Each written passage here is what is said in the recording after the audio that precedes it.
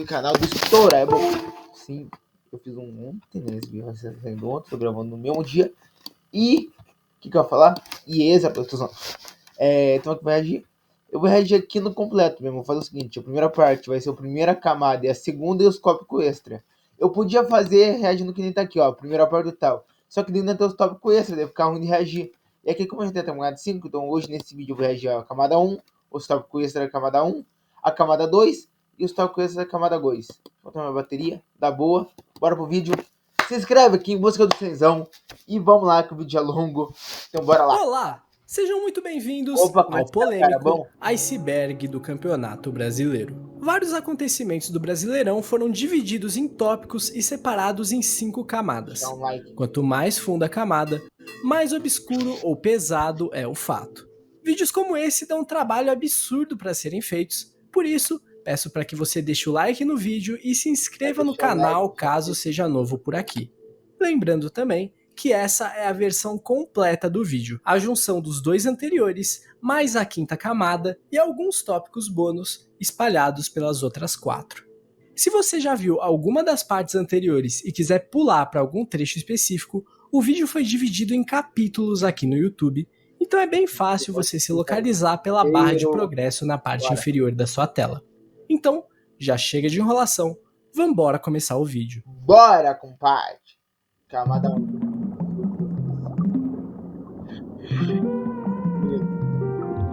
O surgimento. Parabéns. O Campeonato Brasileiro não surgiu de uma forma organizada e constante do jeito que a gente conhece Se tratando de CBF, até entendo bem, porque hoje. Inclusive, foi um dos últimos campeonatos nacionais a surgir na América do Sul. Isso se dá, entre diversos outros fatores, pela grande extensão territorial do país. Então, os vários campeonatos estaduais meio que cumpriam a função de um nacional. Oficialmente, reconhecido pela CBF hoje, a primeira edição de um torneio nacional aconteceu em 1937. Mas não dá pra aceitar, né? Que nem eu falei no outro vídeo lá. Não dá pra aceitar um negócio que tem a Liga Marinha como time, né? Depois disso, só em 1959, que só aconteceu por livre e espontânea pressão da Comebol para que o Brasil pudesse enviar um representante para a Libertadores. Mas a CBF só reconheceu esses torneios como campeonatos brasileiros muitos anos depois. O primeiro torneio criado com a intenção de ser um campeonato brasileiro aconteceu em 1971. Daí em diante, aí, ó, ele foi disputado em todos os anos. Cadê o Vascão? Deu 74, aí. Das formas cadê? 89. mais variadas. Aqui, ó. Aqui, ó. Aqui, ó. 97. E com 2000 também aqui, compadre. regulamentos mais absurdos possíveis, até em 2003 se encontra. E eu prefiro, cara. Eu acho que já tem bem a Copa do Brasil para ser essas fases mata-mata. Não confuso. Uns pontos corridos de boa, 38 rodadas, normalzinho, não vai fazer mais pontos ganha. Encontrar um padrão que se mantém até hoje, na era dos pontos corridos. A Série B surgiu em 1971, mas só veio a ser disputada regularmente na década de 80. A primeira edição da Série C ocorreu em 1981, mas também tiveram vários hiatos. Fluminense! Fluminense, velho! Série C, Fluminense. Já a Série D vem sendo disputada desde 2009, e por algum milagre, de maneira ininterrupta. Ao longo da história do Campeonato Brasileiro, apenas 2 times nunca foram rebaixados da primeira divisão. São eles São Paulo e Flamengo. Essa lista vem ficando cada vez mais seleta. Os incaíveis. 2016 caiu a Chape e o Inter. Não, caiu o Inter. Em 2017 estavam todos unidos. Em 2017 tá tudo unido? Tá tudo unido. De 2020 caiu, perderam tudo. Perderam a Chapecoense. Nossa, saiu da tela. Perderam a Chapecoense em 2019 com o Cruzeiro, restando só os 3. De 2023 o Santos caiu. Chupa peixe. Só os 2. Nos últimos Daí subiu e ficou Cuiabá. anos, tendo inclusive feito mais uma vítima nessa última temporada, o Cuiabá, que disputou a Série A pela primeira vez em 2021 e acabava aparecendo nesse grupo, gerando uma imagem meio bizarra. Com o acesso do Mirassol para 2025, em tese ele entra no seu lugar, porque nunca caiu em uma divisão nacional. Mas a verdadeira lista de times que nunca caíram de divisão, tendo disputado elas desde o princípio, os de fato nunca rebaixados, são apenas São Paulo e Flamengo. Nas outras divisões também Não caiu, mas também não subiu, tem times né? que nunca caíram, mas evidentemente nunca subiram também. Mas essa lista muda muito ao longo do tempo, porque esses geralmente são times que estão emergindo agora e tendem a acabar sofrendo um No Horizontino, né? Aquela nova encarnação, né? Que já tinha um Grêmio no Horizontino antes de Farildo e nasceu esse. E o Amazonas rebaixamento em breve. né? O Amazonas foi disputar uma cerveja. Ó, 45 pontos. Quem sabe sabe o que isso significa. É o número exato para se livrar do rebaixamento. Esse é considerado o número mágico para escapar do rebaixamento na Série A do Brasileirão. Tem muito time que começa o ano já fazendo conta para ver quanto falta para chegar aos 45 pontos. Mas o futebol não é uma ciência exata. Então, nem sempre esses 45 são suficientes. Em 2009, o Curitiba caiu. Mas o Curitiba mereceu esse ano, na moral, cara. O Fluminense tá com 99% de chance de cair. E ele conseguiu se livrar e mudar o Curitiba. Mesmo tendo alcançado Mereceu os tais cair ainda no centenário. Merecido. 45 pontos. Ah, Em 2013, o Fluminense roubaram a Portuguesa também. teria caído com 46, mas teve o caso Everton e daí a Portuguesa acabou caindo com E o Vasco ferrado aqui. Salvaram os dois no tapetão e o Vasco ali. 44. Cara. E a Portuguesa nunca mais subiu. Botafogo 2023. Saudade desse tempo que o Botafogo ainda é pequeno. Se bem que ainda é, né? Ganhou umas coisinhas que nem o Fluminense da vida. Teve um ano bom, de resto vai ser tudo a mesma bosta. Tô zoando só, leva na piadinha mesmo, cara. O Vasco também tá não tá lá essas coisas, também estou fazendo piadinha, tá bom? Não me xinguem! Botafogo na temporada 2000. Claro, eu tô falando do Botafogo, ou mais conhecido como o Pipoca-Fogo. 2023 deu a maior pipocada da história do futebol brasileiro. Fez um primeiro turno de almanaque, o melhor da história dos pontos corridos. Chegou a abrir 13 pontos de vantagem. Depois de uma oscilação até então normal, ele poderia praticamente selar o título, vencendo o vice-líder Palmeiras em casa. E o Botafogo abriu 3-0 no primeiro tempo. Teve a chance de fazer 4-1 com um pênalti, mas o goleiro defendeu a cobrança. Na sequência, eles conseguiram levar a virada, 4-3 nos minutos finais da partida. E daí em diante, foi só ladeira abaixo.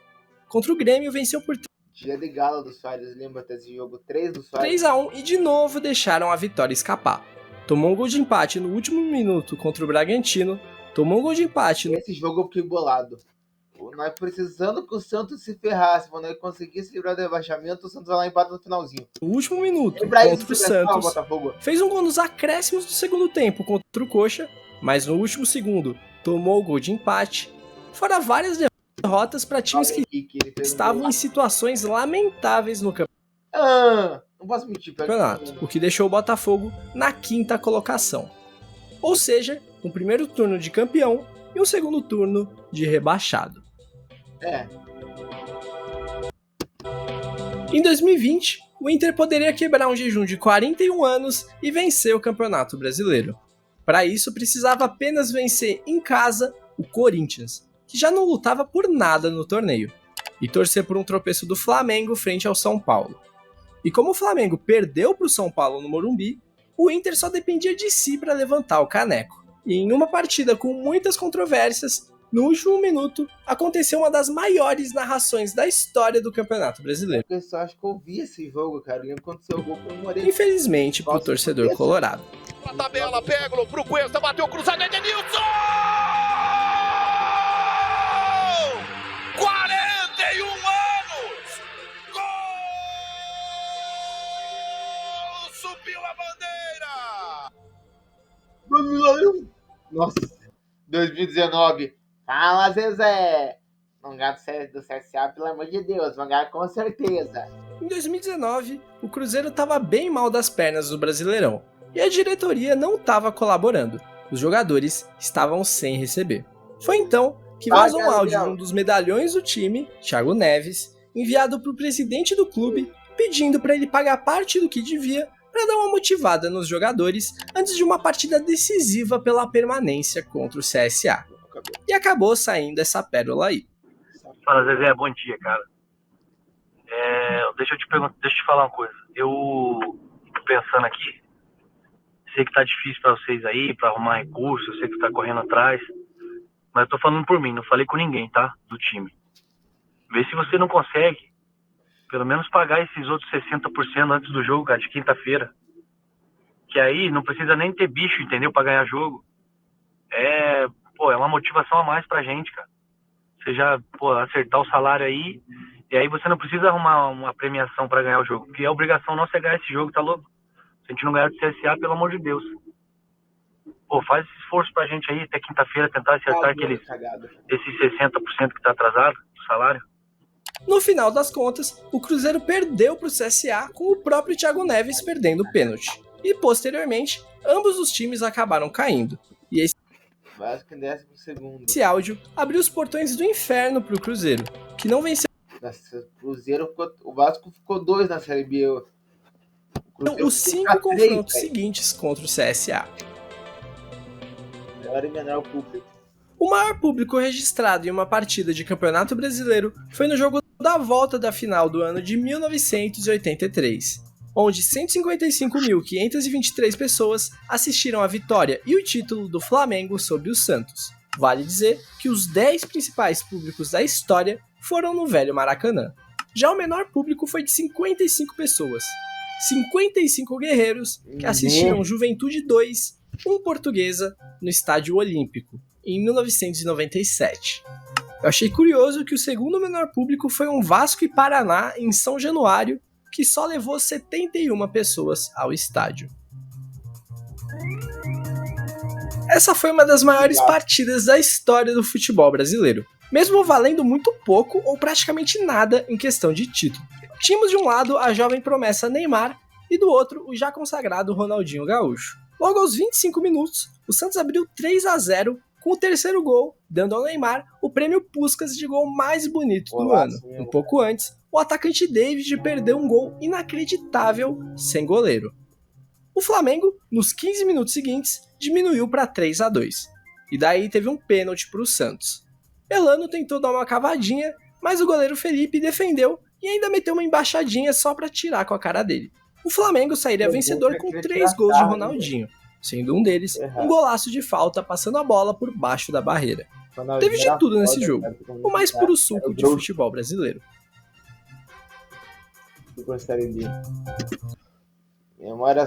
No ano de 2022, a segunda divisão brasileira contava simplesmente com o Super Grêmio, Cruzeiro, Vasco, Grêmio caiu da Gama, primeiro caiu foi o Cruzeiro, de um ano depois foi o Vasco, Bahia e Sport. Além, é claro, de vários outros clubes muito tradicionais no futebol brasileiro, mas que já estão mais habituados com a segundona. Essa ficou conhecida como a Super Série B, por contar com a presença ilustre de tantos times grandes. O Cruzeiro foi o campeão, enquanto o Grêmio, Bahia e Vasco... Na moral, o Vasco sofreu. Ele teve um jogo do Sampaio Corrêa que o Vasco abriu 1-0, empataram, fizeram outro, tomaram, no final perderam. E foi tudo pra batalha de ganhando com o gol de pênalti. Completaram as vagas. Que faz falta, que até hoje não entendi porque tiraram do time. Ah, tá, velho. Tava lá jogando bem no Juventude até um poucos dias atrás. Ele vai, não, tá, velho. Contrataram um monte de bosta, agora fomos rebaixados e pô. De acesso. O Sport acabou ficando apenas na 7ª colocação. E quase que Ituano e Sampaio Corrêa aprontaram para cima do Vasco, que só subiu de forma dramática na última rodada, na famigerada Batalha de Itu. Esse é o ranking geral do Campeonato Brasileiro, somando os pontos de cada vitória desde a primeira edição até os dias de hoje. O curioso é que muitos dos líderes não estão dentre os maiores campeões nacionais. O São Paulo aparece na ponta do ranking desde o ano de 2006, e o maior campeão Palmeiras é o 6º colocado. Se você olhar os anos das conquistas do Palmeiras, você vai perceber que o número 67 aparece 2 vezes. O que aconteceu foi que em 1967 e 68 haviam 2 torneios completamente diferentes que aconteciam no mesmo ano e foram considerados no futuro campeonatos brasileiros pela CBF. A Taça Brasil, que era o campeonato disputado desde 1959, e o torneio Roberto Gomes Pedrosa, que passou a acontecer em 67. E em 67, o Palmeiras conseguiu o feito de vencer os 2 torneios, ganhando, portanto, 2 títulos brasileiros em apenas um ano. E isso é coisa de Palmeiras mesmo, porque em 2021 ele venceu 2 Libertadores em um só ano. Porque pandemia, digamos. Isso porque a edição de 2020 terminaria apenas no início de 2021. Depois os fracos, depois de 2010. Esse é um termo cunhado por torcedores rivais de alguns times que obtiveram conquistas reconhecidas pela CBF no ano de 2010. O que aconteceu foi o seguinte: até o dia 12 de dezembro de 2010, esses eram os maiores campeões brasileiros. No dia 13 de dezembro, assim ficou a lista. Isso porque, até então, só eram considerados campeonatos brasileiros os títulos de 1971 em diante. Nesse dia, passaram a ser reconhecidos a Taça Brasil e o Torneio Roberto Nem devia ser considerado, né? Gomes Mas beleza. Pedrosa. Algo semelhante aconteceu em 2023, quando a CBF reconheceu o Torneio dos Campeões de 1937, Liga Marinha! vencido pelo Atlético Mineiro, como um campeonato brasileiro. Hoje, Sport Ceará e Fortaleza lutam pelo reconhecimento do Torneio Norte e Nordeste como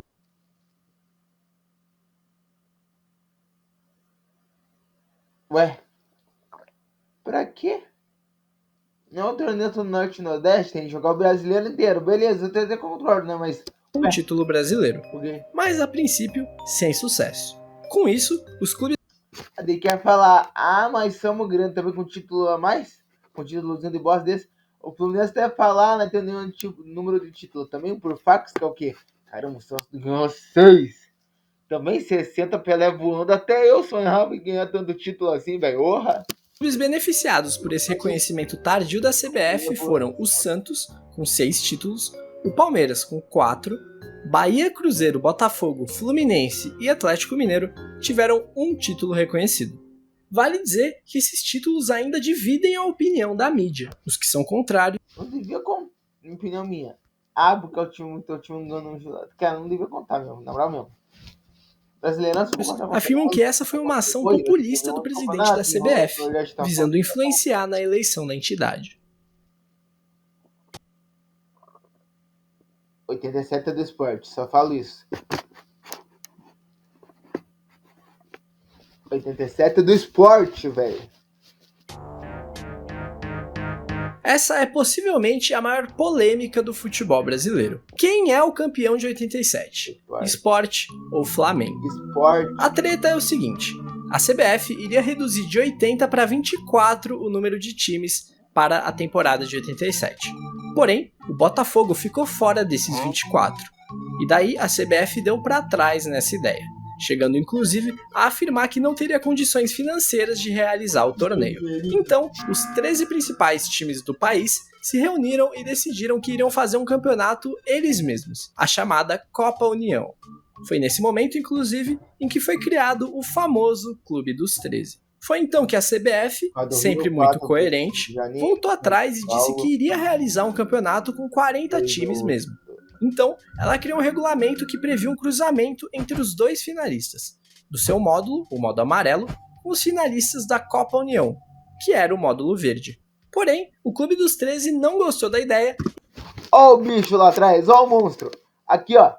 Eurico Miranda, papai. E disse que não iria disputar cruzamento nenhum, mesmo com a CBF dizendo o contrário. Mas o representante do Clube dos 13 na CBF era nada menos que Eurico Miranda. E ele aceitou o acordo com a CBF e assinou o regulamento que incluía o cruzamento. Esse que foi considerado por muitos um ato de traição Já fizeram traição por parte dele. Os campeonatos aconteceram e o Flamengo acabou campeão do módulo verde da Copa União, que era considerada na época a principal divisão pelo motivo óbvio de conter os 13 grandes nela. Na ocasião, o presidente do Flamengo reafirmou sua posição, dizendo que não teria cruzamento, portanto, o Flamengo era campeão brasileiro e ponto final. O módulo amarelo teve 2 campeões. Assinou e pronto, pare de chorar. Porque a final entre Sport e Guarani foi para a disputa de pênaltis e quando estavam empatados em 11-11, os presidentes se reuniram e decidiram dividir o título. Afinal, os 2 já iam disputar o cruzamento e não ia mudar nada se o campeão fosse o Sport ou o Guarani. E assim, a CBF marcou o cruzamento entre os 2 finalistas do módulo verde, Flamengo e Internacional, contra os dois finalistas do módulo amarelo, Sport e Guarani. Mas Flamengo e Inter não compareceram e levaram WO. E na grande final do Campeonato Brasileiro, o Sport acabou derrotando o Guarani por 2-1 no agregado e sendo considerado oficialmente como o campeão de 87.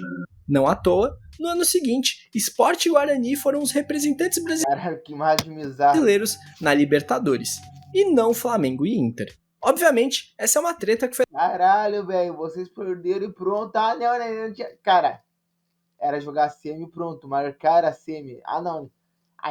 levado aos tribunais incontáveis vezes. E em maio de 2024, o STF tomou a decisão de manter o Sport Clube do Recife como o único campeão de 87. Mas vale dizer que em 2011, a CBF chegou a reconhecer Flamengo e Sport como campeões de 87. Mas pouco depois, essa decisão foi invalidada. Taça de bolinha. Esse foi um troféu criado pela CBF em 1975 para ser o troféu do Campeonato Brasileiro. Porém, os times na época não ficavam com a taça definitivamente. Ela retornava para o cofre depois da volta olímpica. Mas ficou decidido que o troféu original, o único produzido, seria dado para premiar o primeiro clube do Brasil, a partir de então, a ser tricampeão consecutivo do Campeonato Brasileiro. Ou ao primeiro que vencesse 5 vezes alternadamente. E o São Paulo acabou conquistando ela das duas maneiras, pois venceu o Tri em 2006, 7 e 8, sendo 2007 seu quinto título brasileiro.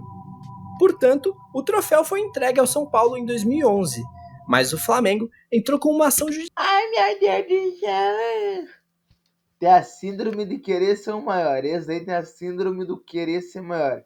Ai, daí que tem o que em cima de nós, mas nós temos 87 que nós não ganhamos, que nós não disputamos, mas nós ganhamos, que não tinha contrato, tiramos do cu. Judicial para que a taça fosse entregue a ele, porque se eles fossem considerados o campeão de 87, eles seriam o primeiro pentacampeão de forma alternada. Sendo assim, em 2012, o São Paulo foi obrigado a devolver o troféu para a CBF. Em 2024, com o STF derrubando o recurso do Flamengo e considerando só o Sport como campeão de 87, a taça, em tese, deveria voltar a ser do São Paulo. Mas, por enquanto, ela segue em posse da Confederação Brasileira, que ainda não decidiu o que fazer com ela. Em 1986, aconteceu mais um episódio de desorganização no Campeonato Brasileiro. A CBF, naquele ano, decidiu simplesmente juntar as séries A, B e C no mesmo campeonato. Por que não, né? O resultado disso é que tivemos 80 clubes disputando o Campeonato Brasileiro da Primeira Divisão. O campeão daquele ano acabou sendo o São Paulo, que venceu o Guarani nos pênaltis. E esse foi o campeonato que deu início a toda aquela treta de 87 e a criação do Clube dos 13. É meu campeonato dominó e vai. O Clube dos 13 foi uma organização que defendia os interesses dos principais times do futebol brasileiro. Como eu disse previamente, o clube foi fundado em 87 para organizar o Campeonato Brasileiro daquele ano após a desistência da CBF. Como o próprio nome diz, surgiu com a junção dos 13 maiores do país, mas anos depois foram sendo incorporados novos clubes associados. Em 1997, Coritiba, Goiás e Sport passam a fazer parte do grupo. 2 anos depois, entram Atlético Paranaense, Guarani, Portuguesa e Vitória. Apesar de ter se tornado o Clube dos 20, o nome se manteve como Clube dos 13. No ano de 2000, após a CBF novamente desistir de organizar o Campeonato Brasileiro, foi o Clube dos 13 que assumiu a organização daquela que ficou conhecida como Copa João Avelange, que vai ser explicada mais pra frente do iceberg. Fora isso, o clube também era aquele que negociava os direitos de transmissão do campeonato e os regulamentos com a CBF. Seu fim veio em 2011, por conta de várias brigas políticas que foram fazendo com que os clubes associados fossem saindo. A melhor campanha da história do Brasileirão por pontos corridos foi do Flamengo em 2019. Ele conquistou impressionantes 90 pontos ao longo das 38 rodadas, sendo 28 vitórias, 6 empates e 4 derrotas.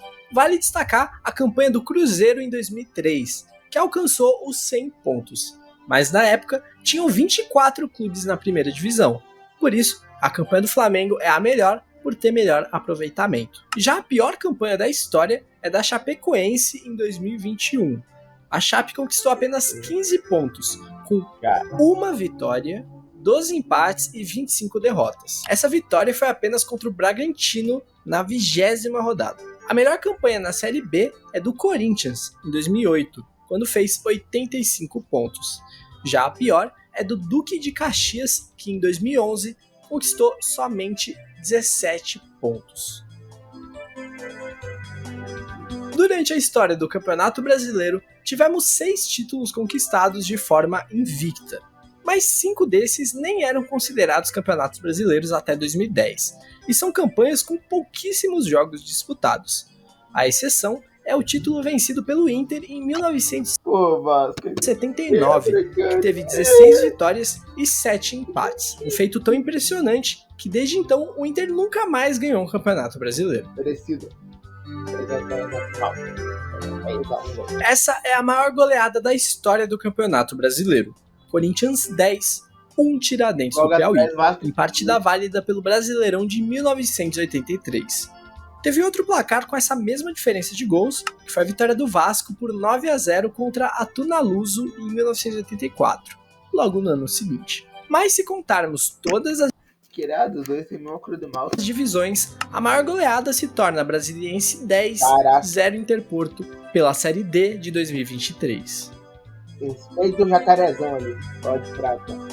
A Bola de Prata é um prêmio dado aos melhores jogadores e treinadores da Série A do Campeonato Brasileiro.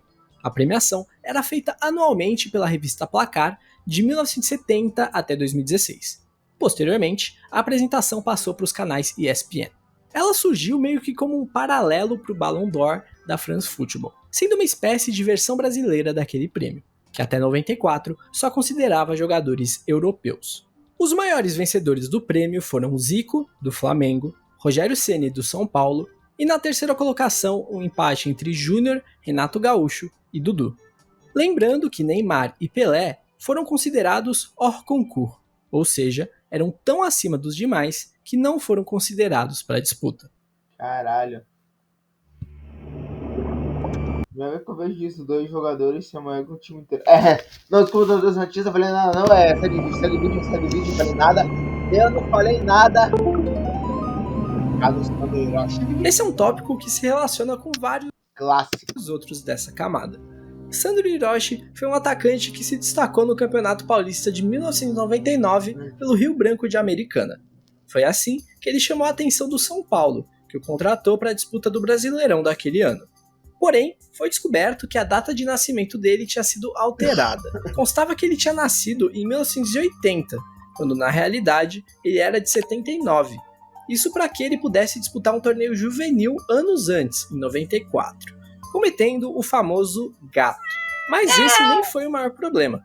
O que pegou mesmo foi uma pendência financeira entre Tocantinópolis e Rio Branco, os times anteriores dele, o que impediu o jogador de se transferir e ser escalado.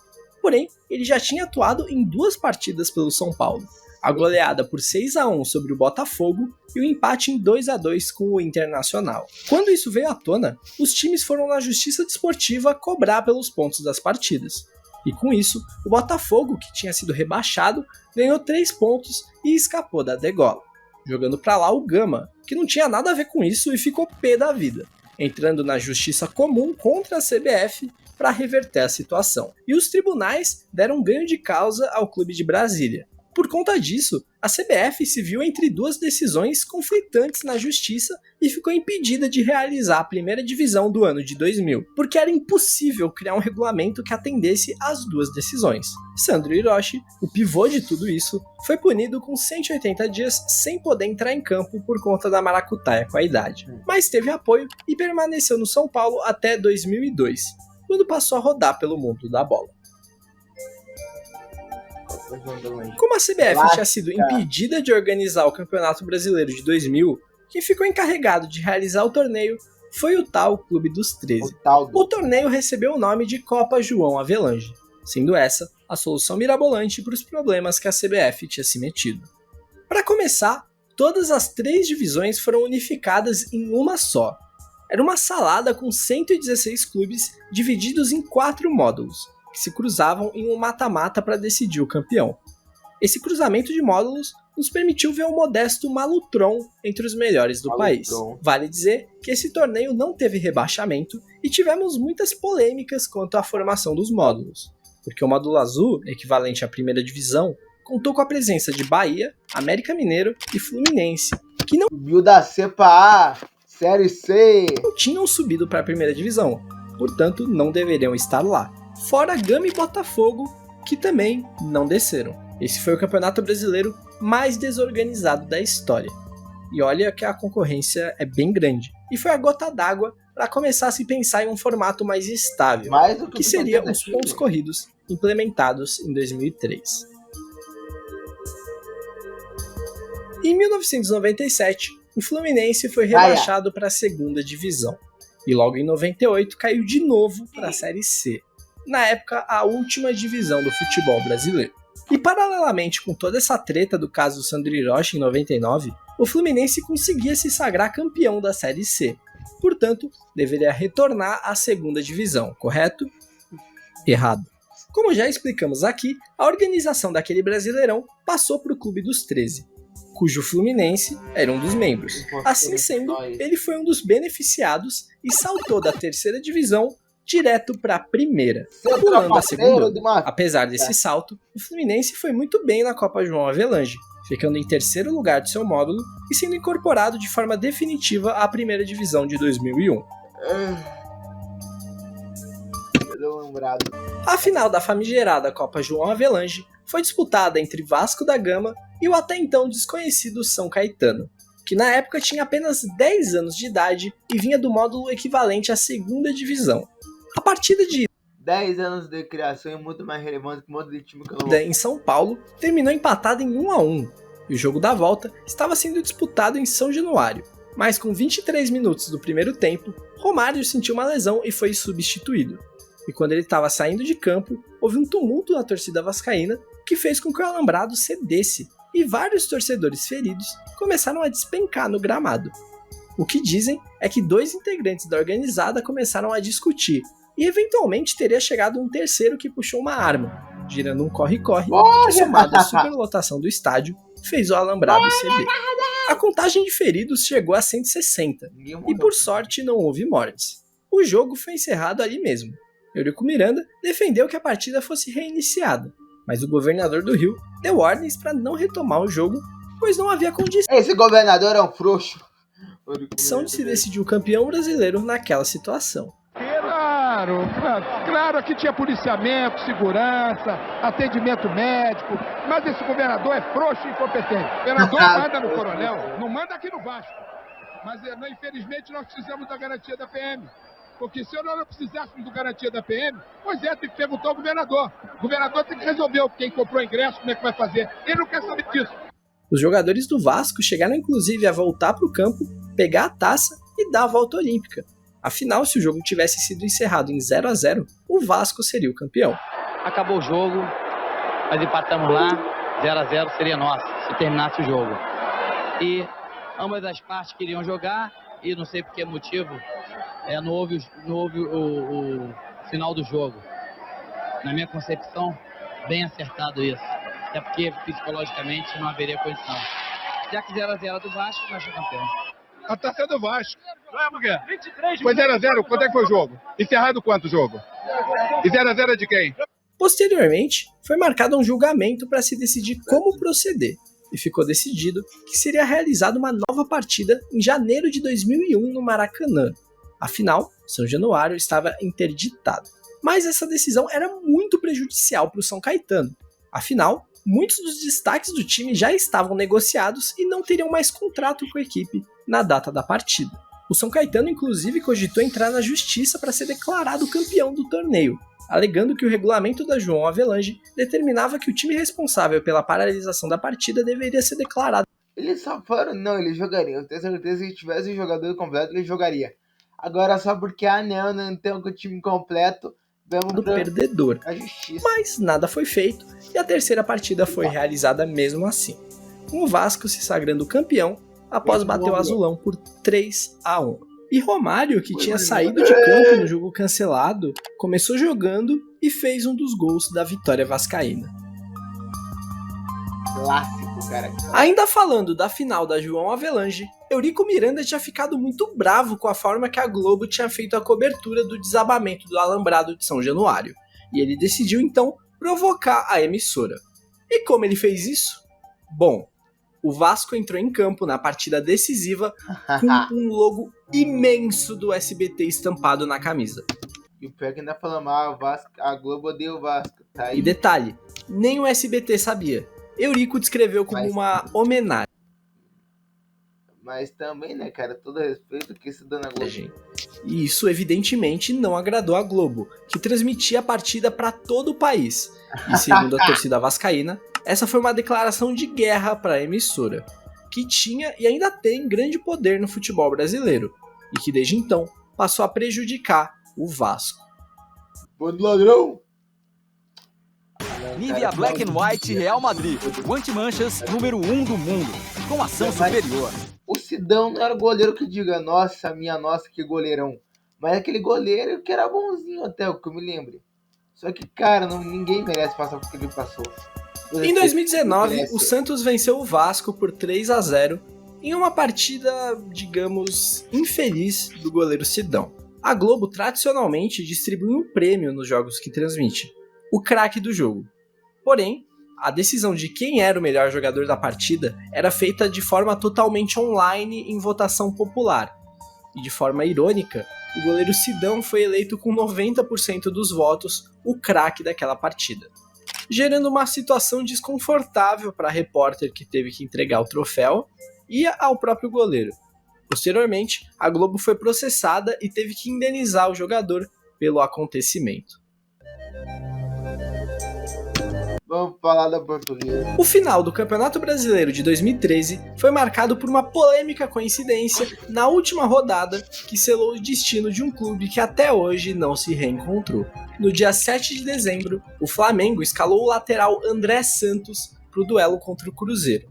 Porém, o jogador tinha sido expulso na final da Copa do Brasil e, portanto, estava suspenso e não poderia atuar.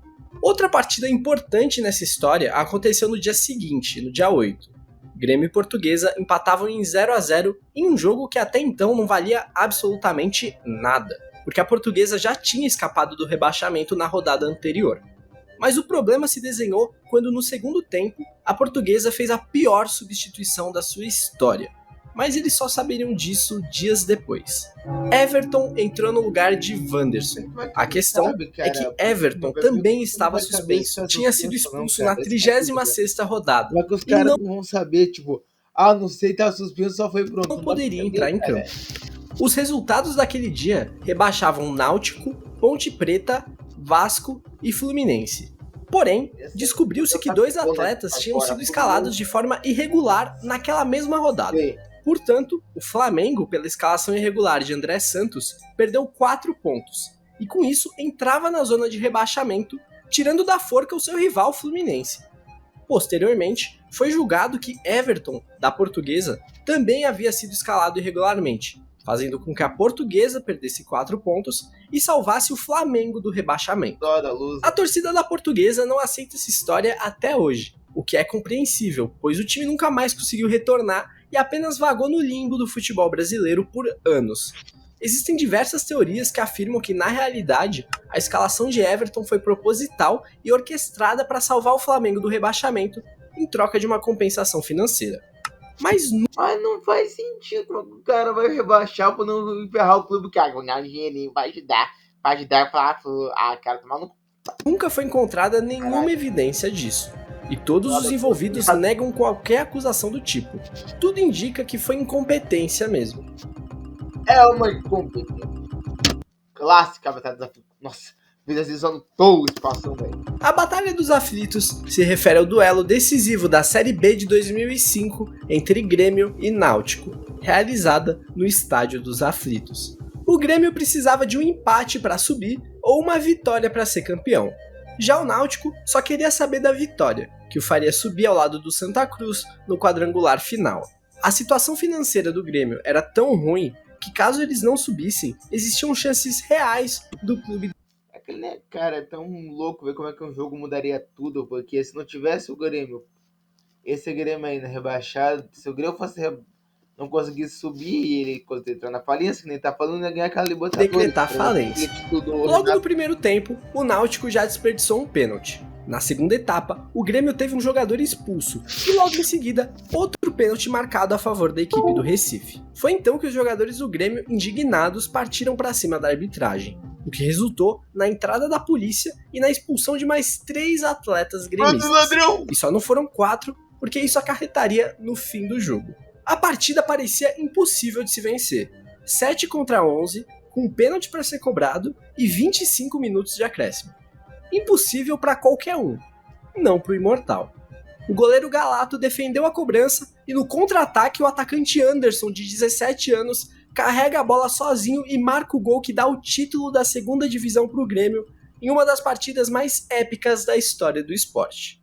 É inacreditável, com 7 homens em campo! Com 7 homens em campo, o Grêmio tá fazendo uma façanha. É só o Grêmio, é sua força, é sua fé. Eu nunca vi disso, o mundo nunca viu nada parecido. O Grêmio tá fazendo uma façanha extraordinária. Uma façanha que não tem na história do futebol mundial. 37 minutos, 37 minutos, 37. Passar, né, também. Nós já falamos do Internacional sendo campeão brasileiro invicto. Mas e o Atlético Mineiro, que em 1977 foi vice-campeão brasileiro invicto? Ao longo do torneio, o Atlético venceu 17 jogos e empatou 4. Porém, na final contra o São Paulo, o 0-0 persistiu durante todo o tempo regulamentar e toda a prorrogação, o que levou a disputa para os pênaltis, onde o São Paulo saiu vencedor por 3-2, se consagrando campeão brasileiro. E detalhe, nesse mesmo ano, o Botafogo também foi eliminado invicto. Ele caiu na terceira fase, perdendo a vaga para o próprio Atlético Mineiro, porque só se classificava um time por grupo. Fica a curiosidade que o campeão São Paulo sofreu 4 derrotas ao longo do torneio.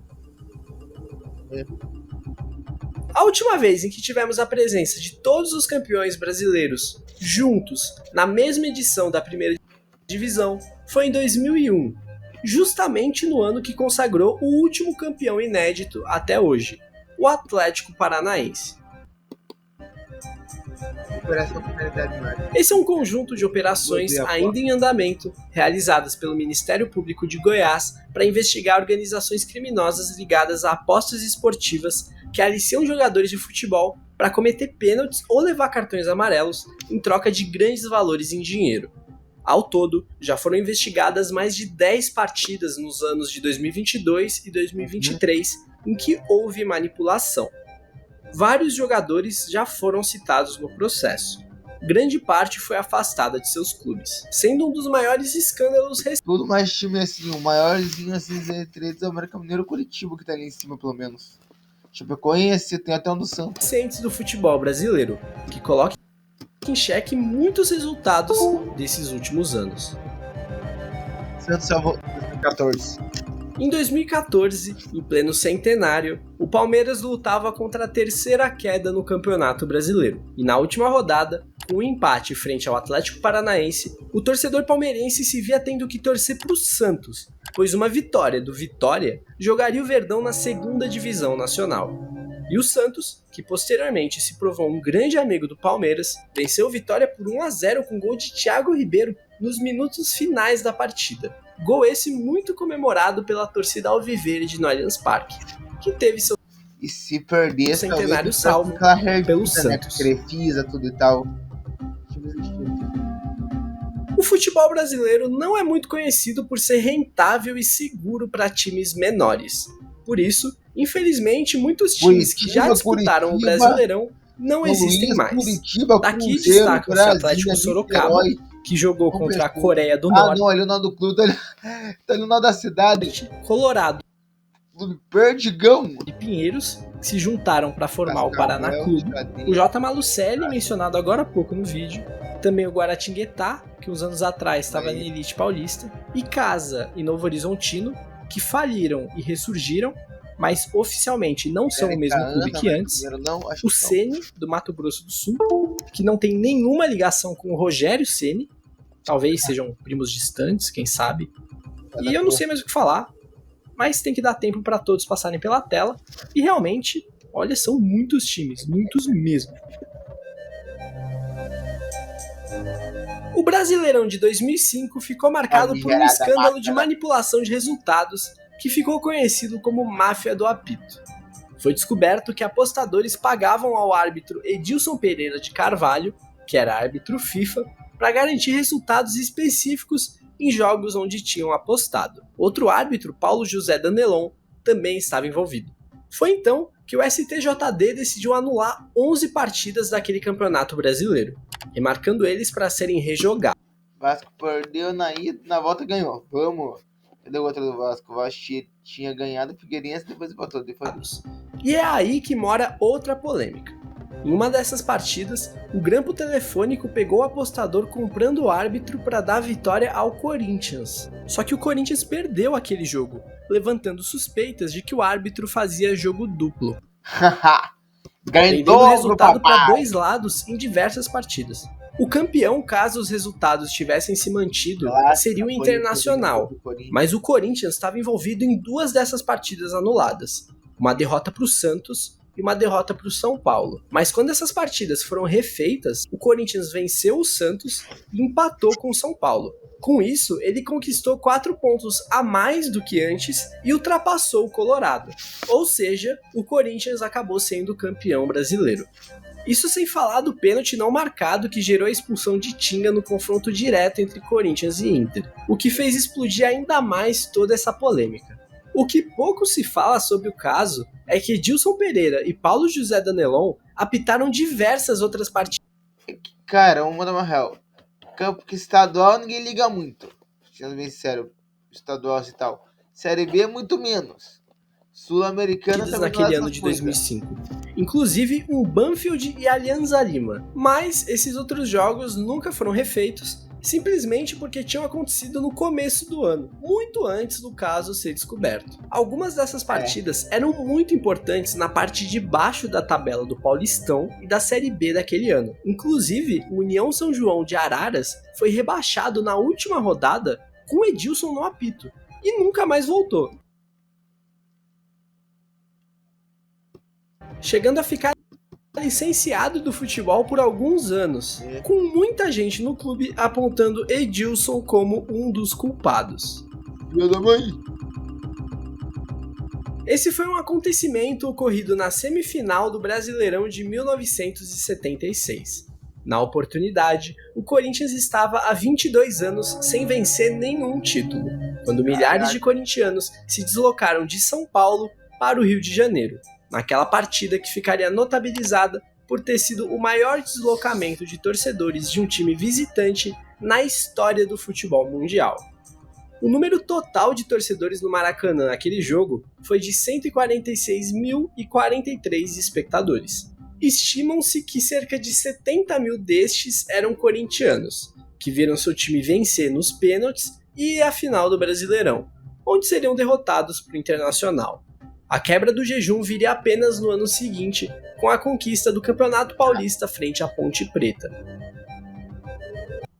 Da A pra D a empresa.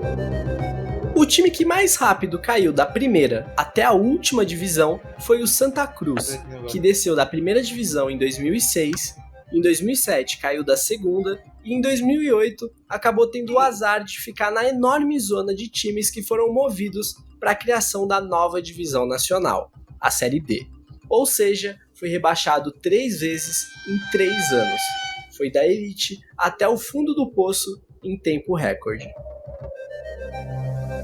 Mas depois voltou tudo e subiu de novo, né? De 2015 que ele subiu. Não, 2016 ele tava e caiu de volta. Se teve quem caiu todas as divisões em 3 anos, o contrário também aconteceu.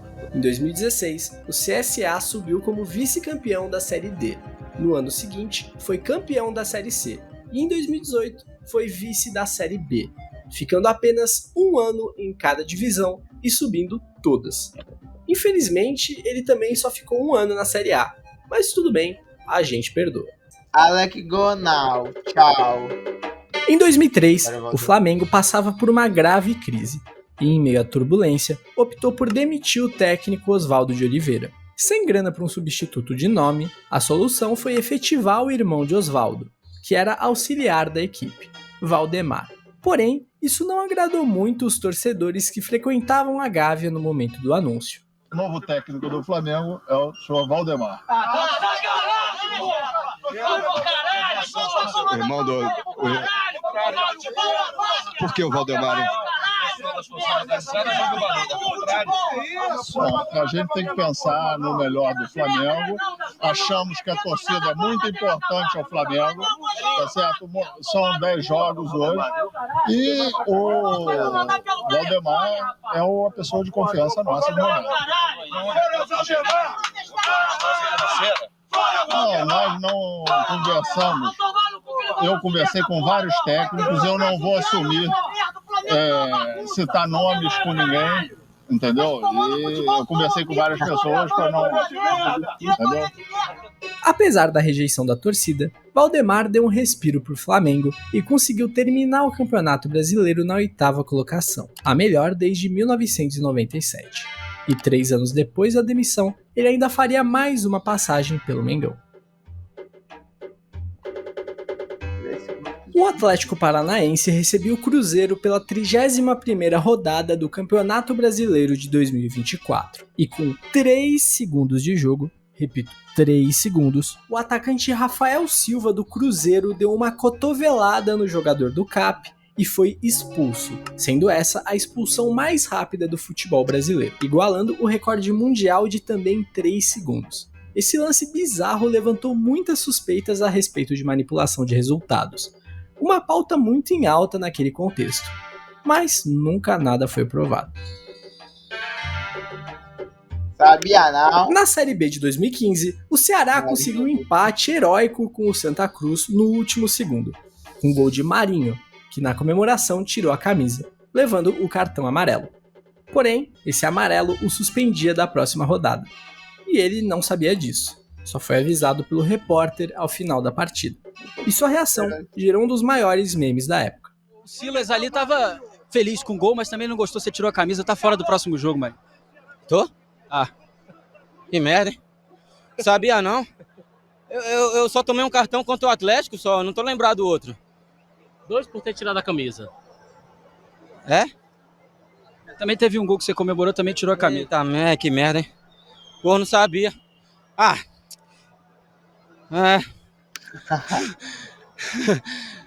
Vocês me falaram agora, que merda, hein? É isso. Comemoro mesmo. Tô cansado, velho. Valeu. Tá aí as palavras do Marinho, ficou sem reação. Na edição de 2024 do Campeonato Brasileiro, o Flamengo venceu o Criciúma por 2-1, mas esse jogo tá aqui por conta do pênalti que deu a vitória ao rubro-negro. A torcida joga uma bola dentro do campo enquanto o Flamengo atacava, e o zagueiro do Criciúma teve a brilhante ideia de parar o ataque chutando uma bola em cima da outra. Uma excelente jogada, se fosse sinuca. E para você que se pergunta o que a regra do futebol diz a respeito, a resposta tá aí. Pênalti e, por consequência, o gol do Flamengo. Em 2017, o Corinthians abriu uma imensa vantagem para a conquista do Campeonato Brasileiro. Porém, toda essa folga fez com que os jogadores acabassem dando uma relaxada. E depois de uma oscilação, o Corinthians começava a ver seu arquirrival Palmeiras se aproximar perigosamente. Vindo de 4 jogos sem vencer, sendo 3 derrotas, o apresentador e ídolo do Timão, craque Neto, desabafou de forma enfática em um de seus programas. Para que essa conversa mole! Vai dar! Não vai dar! O recado chegou até o vestiário do Corinthians, e é dito que acabou sendo decisivo para a volta do foco na conquista do título. Na rodada seguinte ao programa, o Alvinegro vence o derby decisivo para recolocar o Corinthians em grande vantagem e finalmente conquistar o título após mais 3 vitórias nas rodadas seguintes. Subiu a camada 3, acabar aqui o vídeo. Olha, cara, uma propaganda. tinha que voltar, beleza, eu volto.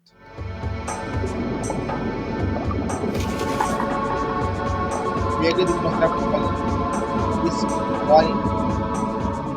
olha esse mar. Em 1991, o Grêmio caiu para a segunda divisão. Então aqui na terceira camada. Eu não vou falar da terceira camada, né? Vamos deixar para outro vídeo. Mas por enquanto é isso, esse foi o vídeo. Até o próximo. Valeu, falhou e fui.